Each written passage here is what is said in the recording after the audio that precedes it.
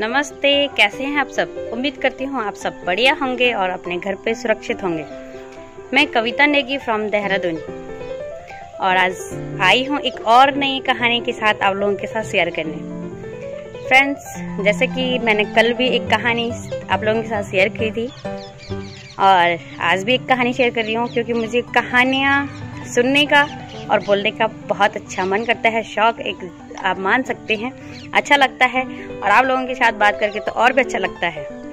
तो आज की जो हमारी कहानी है वो है समय। वर्तमान समय ही भविष्य के लिए एक बहुत बड़ी निधि है। तो आइए शुरू करते हैं कहानी। एक बार दो मित्र होते हैं, एक आस्तिक होता है, एक नास्तिक होता है। आस्तिक यानी कि जो बहुत अच्छे कर्म करता है, जो सत्संग, पूजा पाठ और पुरुषार्थ पे विश्वास करता है। और जो नास्तिक होता है तो वो भगवान पे भी नहीं करता है विश्वास और साथ में दुराचारी होता है, दुर्व्यवहार करता है। तो एक बार दोनों मित्र कहीं जा रहे होते हैं, रास्ते में जो नास्तिक होता है वो उनसे बोलता है, वो आस्तिक को बोलता है कि तुम क्यों फालतू के कामों में लगे रहते हैं, क्यों अपना टाइम बर्बाद कर रहे हैं। समय को अच्छे से जियो, जीवन 2 दिन का है, कल न जाने क्या होता है, किसने देखा है। तो आस्तिक बोलता है, हाँ मैं जीवन को अच्छे से जानता हूँ, इसीलिए मैं जीवन देने वाले का शुक्रिया अदा करता रहता हूँ। तो आस्तिक और नास्तिक की दोनों के बीच ये बातें होती हैं और वो कुछ दूर चलते हैं। कुछ दूर चलते ही आस्तिक के पैर में कुछ चुभता है। वो देखता है कि उसके पैर में एक कांटा चुभता है। फिर वो कांटे को निकाल कर फेंक देता है। थोड़े और दूर चलने पे नास्तिक के पैरों से कुछ टकरता है और नास्तिक देखता है और उसके पैर में 1 रुपयों से भरा थैला उसको मिलता है।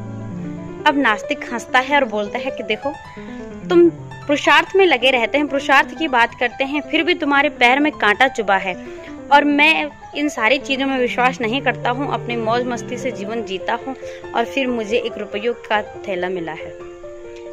तो आस्तिक के मन में एक संदेह पैदा होता है और वो किसी महात्मा के पास जाता है, अपनी पूरी घटना बताता है कि हम दोनों दोस्त कहीं जा रहे थे और एक अनोखी घटना हमारे साथ हुई कि मुझे मेरे पैर में कांटा चुभ गया और मेरे दोस्त को, मेरे मित्र को 1 रुपयों से भरी थैली मिली। तो इसका क्या कारण हो सकता है। तो महात्मा उनको बताते हैं पूरी बात सुनने के बाद कि जो आप हैं तो आपने पिछले जन्म में बहुत ज्यादा आपने बुरे कर्म करे हैं, आपका बहुत ज्यादा आपने पाप कमाए हैं, जिसकी वजह से कि आपको इस जन्म में सजा होनी चाहिए थी फांसी की। लेकिन इस जन्म में आपने अच्छे कर्म करे हैं, आप सत्संग करते हैं, पूजा पाठ करते हैं, पुरुषार्थ में लगे रहते हैं, जिसकी वजह से जो वो फांसी की सजा थी वो एक कांटे में परिवर्तित हो गई। और जो आपके मित्र हैं उन्होंने पिछले जन्म में बहुत अच्छे काम किए हैं, उनके बहुत अच्छे कर्म थे, जिसकी वजह से इस जन्म में उनको धनवान बनना था, बहुत बड़ा धनवान बनना था। लेकिन इस जन्म में उनके अच्छे कर्म न होने के कारण उनको सिर्फ कुछ रुपयों से भरी थैली मिली है। तो वो समझ जाते हैं कि इसका मतलब कि हमारे पिछले जन्म के कर्म हैं ये, और इस जन्म में जो हम काम कर रहे हैं उससे हम थोड़ा बहुत उससे उनका फल पा रहे हैं। तो कहानी का सारांश है, वर्तमान का जो समय है उसका सदुपयोग करें, सकारात्मक सोच में लगाएं, भविष्य की चिंता करने की जरूरत नहीं है। वर्तमान अगर अच्छा है, वर्तमान में हमने अच्छे कर्म करे हैं तो वही भविष्य में हमारे काम आ सकते हैं। इसलिए ज्यादा से ज्यादा इस समय का सदुपयोग करें।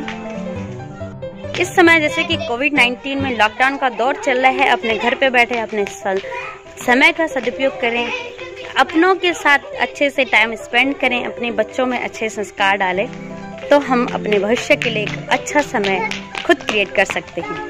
तो आई होप आप लोगों को कहानी अच्छी लगी हो। अगर आपको ये कहानी पसंद आई हो तो आप जरूर लाइक करेंगे, शेयर करेंगे और सब्सक्राइब भी करेंगे चैनल को, क्योंकि इससे मोटिवेशन मिलता है और मुझे कहानियाँ आपके साथ शेयर करने का और ज़्यादा प्रेरणा मिलती है। Thank you so much. और फिर मिलूंगी नेक्स्ट कहानी के साथ, वीडियो के साथ।